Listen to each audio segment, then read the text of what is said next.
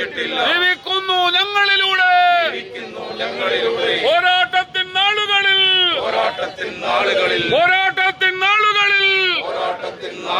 ചോരപുരണ്ടൊരു വീതികളിൽ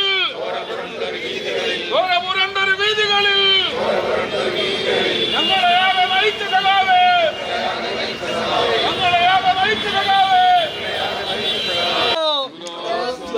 ഇൻകുലാബ് സിന്ദാബാദ്, സഖാവ് പ്രസാദ് സിന്ദാബാദ്.